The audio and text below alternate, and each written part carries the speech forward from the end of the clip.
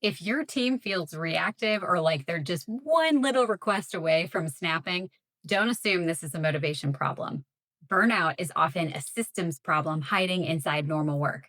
And in 2026, it is common with 76% of US workers experiencing some level of burnout. In this video, I'm going to walk you through what burnout actually is, what it looks like, what causes it, and the employee burnout solutions that work because they change the way work operates, not just how people cope. Employee burnout solutions work when they address the true drivers: workload, clarity, management behaviors, and recovery capacity. In this video, you'll get a practical framework you can use to spot burnout early, prevent it from spreading, and build a workplace that can perform without running people into the ground. So, what is burnout and why doesn't time off fix it? Burnout isn't the same thing as stress. Stress can spike and then come down when pressure changes, but burnout is what happens when the pressure becomes chronic. The simple way to think about burnout is a three-part pattern: exhaustion that rest doesn't fully resolve, cynicism or detachment from work, and reduced effectiveness and confidence. If you treat burnout like people just need a break, you might get a temporary relief, but the same conditions pull them right back into the cycle. The signs of burnout in employees and what you can actually observe. Burnout shows up in three buckets: emotional, behavioral, and physical. Here are the most reliable signs leaders can look for: energy depletion. People are tired all the time, even after weekends. They look used up at the end of the day. Mental distance. You'll hear more sarcasm, more withdrawal, less ownership.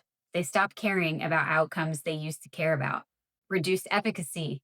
More missed deadlines, more mistakes, slower decisions, lower confidence, more avoidance. Physical spillover. There's more sick days, more frequent illness, more complaints like headaches, sleep issues, digestive issues. If you wait until performance collapses, you're late. The earlier indicators are usually changes in tone, engagement, and recovery. So, the real causes of burnout in 2026? Most burnout is not caused by one bad week.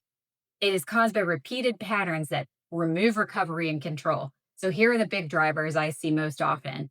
The first is digital overload. Constant notifications, meeting density, and the feeling of being always available erodes recovery, especially in hybrid environments.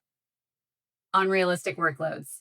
Lean teams, shrinking resources, and expanding scope forces people into permanent overtime and constant trade offs. Poor managerial support. This is a multiplier. When managers don't notice overload, they don't clarify priorities, and they create fear around speaking up, burnout accelerates.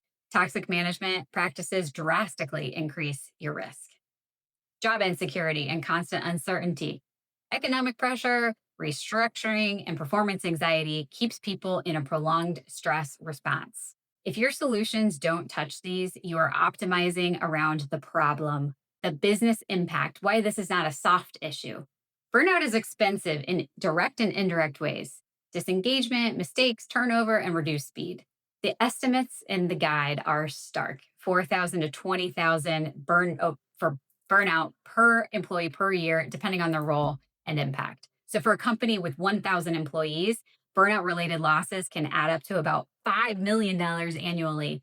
It also hits some groups harder, like women. They report higher burnout rates than men, and younger workers are carrying heavy risk from digital overload and economic pressure. So, if you care about retention, execution, and culture, burnout prevention is operational strategy, organizational level burnout prevention, and what leaders can actually change. If you want a burnout resistant workplace, start here. First, redesign the workload and remove low value work. Audit what is on people's plates. Eliminate low impact work. Decide what you are willing to not do. If everything is priority one, people always live in crisis mode. Number two, set expectations and make them visible and stable. Burnout thrives in ambiguity. People need clarity. So, what does good actually look like and what can wait? Number three, build real boundaries into communication. Create norms for response time and after hour contact.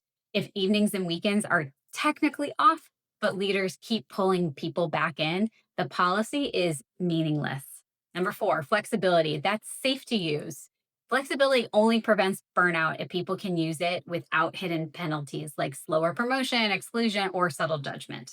Number five, Use tools to reduce overload, not increase it. Configure communication tools to reduce notification chaos. Monitor your meeting density and after hours work patterns so that you can intervene before burnout becomes a medical leave situation. Manager led solutions, which is actually your highest leverage.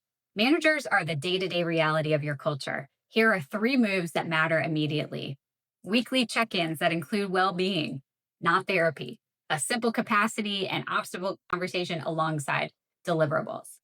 Second, model boundaries. If you send late night emails, don't normalize late night work. So you really need to tell your employees what you actually need from them. Third is rebalancing the workload. Don't wait for people to break. Monitor their capacity and redistribute work before the team hits the wall. Manager training matters because managers need to recognize early warning signs and hold the right conversations and escalate appropriately when needed. So, this is something that they can really use.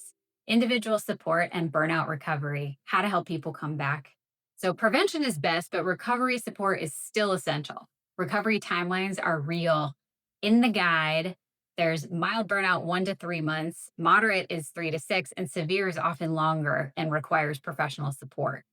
So, what actually supports recovery while working? Temporary workload reduction and fewer meetings during active recovery. Clear reintegration instead of constantly restoring workload. Access to mental health resources with real promotion and low stigma. Protected time for recovery behaviors like sleep, movement, therapy, and real time off. If the environment stays the same, recovery becomes a revolving door. So diagnose, measure, and implement. So this doesn't turn into a one off initiative. If you can't measure it, you cannot manage it. Use real assessment tools and validated tools because these tools can separate what burnout actually is. Track indicators that predict burnout, unplanned absenteeism, engagement signals, turnover, especially for high performers, overtime patterns, meeting density, and after hours work. Roll it out in phases. Start with structural prevention, then manager training and recovery, then deeper systems for long term resilience. A burnout initiative that is underfunded, unmeasured, and not modeled by leadership will fail and it will create cynicism and more burnout. So, if you want the full guide with the strategies, recovery timelines, and implementation plan laid out step by step, you can read the full Employee Burnout Solutions Guide linked below. And if you want help building a burnout prevention strategy that fits your organization, you can explore team coaching with me or book a discovery call. Just bring one real situation, a team that's maybe stretched too thin, or a manager that's overwhelmed or is stuck in constant urgency. We'll make the conversation practical from the first minute. Can't wait to talk to you.